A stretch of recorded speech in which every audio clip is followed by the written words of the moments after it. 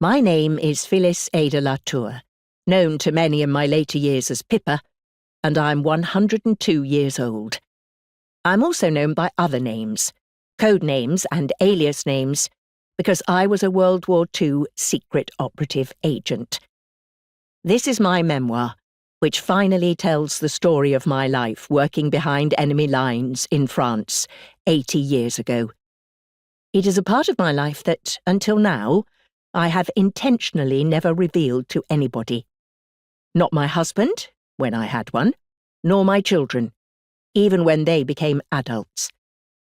It would likely have stayed that way, which would have suited me perfectly, if it were not for my elder son finding something about me on the internet some 20 years ago. Without the advent of the internet, something I could not have foreseen when I made the decision never to talk about these things in 1945, my wish for secrecy would likely have remained intact. Because, as I see it, it wasn't anybody's business what I did in the war. It was my business, mine alone.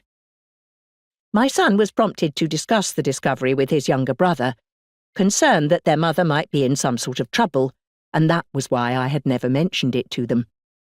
He flew to New Zealand, where I live, as does his younger brother, to meet up with him. Together they decided to talk to me, and the two obvious questions were posed.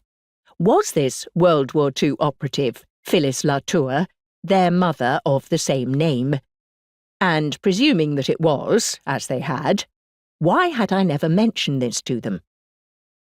I could not lie to my sons once they asked me directly. Up until then, I'd simply chosen not to tell them everything about my war. Instead, I'd told them what I thought they needed to know. I was a balloon operator for the Women's Auxiliary Air Force, WAF, in the Royal Air Force, RAF. And that was not incorrect. I did that job for 3 years. I'm pretty sure I told them about my time in the Royal Navy Records Department before that. I just didn't tell them what came in the later stages of the war, with the Special Operations Executive, SOE. And my former husband? I chose never to tell him, because I saw how loose he was with quite sensitive information told to him by others.